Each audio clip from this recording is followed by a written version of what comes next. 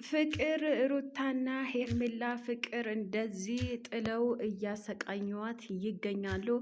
ቲክቶክ ላይ ቀወጥ የተደረገበት። ሰላም ጤና ይስጥልኝ። በመላው ዓለም ለምትገኙ የዘህራ ዩቲዩብ ቤተሰቦች እንዴት ናችሁ? ደህና ናችሁ ወይ? ሶስቱ ሴቶች በአንድ ወንድ እንደዚህ ሲባሉና ሲጣሉ እንደዚህ ፍቅርን ወደታች ጥለዋት ሄርሜላና ሩታ ጸጉሯን እየነጯት ይገኛሉ።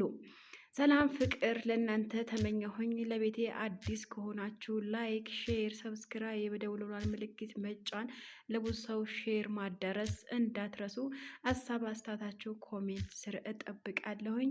በዚሁ አጋጣሚ እንግዲህ አብርሃም የሴቶቹ መንጋጋና አብርሃም ሴት መቀየር ጀግንነት፣ ሴት መቀየር እንደ ስራ ወንድነት አድርጎ ስለሚያስብ ሴቶቹን እየቀያየረ በዚህ መልኩ በኤአይ የተሰራ ፎቶ እንደዚህ ተደርገው የሄርሜላና የሩታ አድናቂዎች በእንደዚህ ሁኔታ ፍቅርን ጥለዋት እንደዚህ ሲያምሷት ይገኛሉ።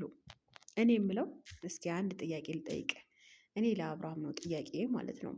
ሴት መቀያየር ወንድነት መስሎ ከታየ ተሳስተሃል። ሴት መቀያየር ስራን እንደ መቀያየር ወይም ደግሞ እንደ መድኃኒት መቀያየር ከታየ ተሳስተሃል። ወንድነት አይደለም ጅልነት ነው ማለት ነው። ከተሳሳትክ ላርምህ ብዬ ነው። እንግዲህ በኤአይ የተሰራው ፎቶ ይሄንን ይመስላል። ቲክታክ ላይ ነው ያገኘሁት። በሚገርም ሁኔታ የሄርሜላ አድናቂ ናት እንደዚህ ያደረገችው። ሩታና ሄርሜላ ያው በአሁኑ ሰዓት አብረው ናቸው። አብረው ቪዲዮ እየሰሩ ነው። አብረው ብዙ ነገር እያደረጉ ይገኛል። እያየን ነውም ደግሞ ማለት ነው። እንግዲህ ሄርሜላም በአዲስ ነገር ቲክታክ ላይ ብቅ ብላለች። እንግዲህ ፖስት ያደረገችው ነገር ገብታችሁ ማየት ትችላላችሁ።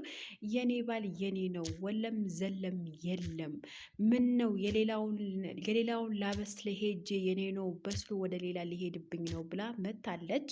የኔ ባል የኔ ነው እያለች ሄርሜላ በአዲስ ነገር እንደመጣች የቲክቶኩና የዩቲዩቡ አነጋጋሪ በድጋሚ ሆናለች ማለት ነው።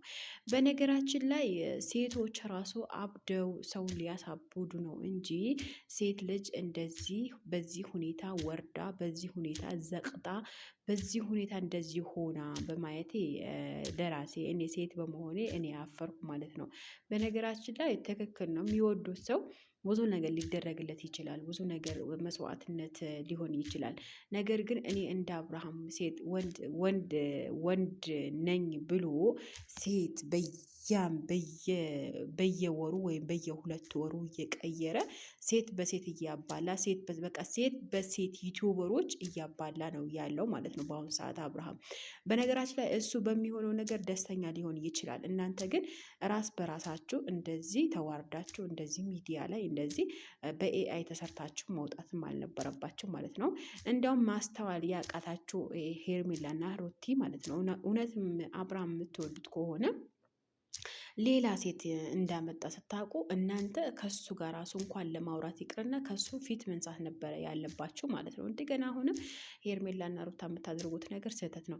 ለምን መሰላችሁ ውዶችዬ? አሁን ምሳሌ ሴት ልጅ ከተወደደች አንዴ ነው፣ ከተጠላችም አንዴ ነው። ወንድ ልጅም እንደዛው ማለት ነው። አብርሃም አሁን ሄርሜላና ሩታን ለማቃጠል ነው ከበፊቱ ፍቅረኛው ጋር ወይም ደግሞ ከበፊቱ ሚስቱ ጋር የሆነው ማለት ነው። በነገራችን ላይ ፍቅርና አብርሃም ለመጀመሪያ ጊዜ አይደለም አንድ ላይ ሲሆኑ። ያኔ ፍቅርና አብርሃም የሚገናኙት ለመጀመሪያ ጊዜ አይደለም። ያው በፊትም ይገናኛሉ ከገጠር ሲያመጣት ምናምን ማለት ነው። በነገራችን ላይ ብዙ ነገር ሊባል ይችላል። ገንዘብ ሲመጣ እውቅና ሊረሳ፣ ጭንቅላትን ሊረሳ፣ ጭንቅላት ባዶ ይሆናል። ግን እኔ ማለት ነው እንደራሴ እስኪ ኮሜንት ስለ አሳውቁኝ። ወላሂ ነው የምላችሁ። እስኪ አንድ ሰው ገንዘብ ሲመጣለት በአግባቡ ካልተጠቀሙ ምን ዋጋ አለው? እና ገንዘብ ሲመጣ እንደዚህ ሴት መቀያየር ወንድ መቀያየር ከሆነ ምን ዋጋ አለው? ሀቂቃ ነው የምላችሁ። ብቻ ያማረው ትዳር ይወፍቃችሁ። ሀሳብ አስተያየታችሁ ኮሜንት ስር ጠብቃለሁ ውዶችዬ።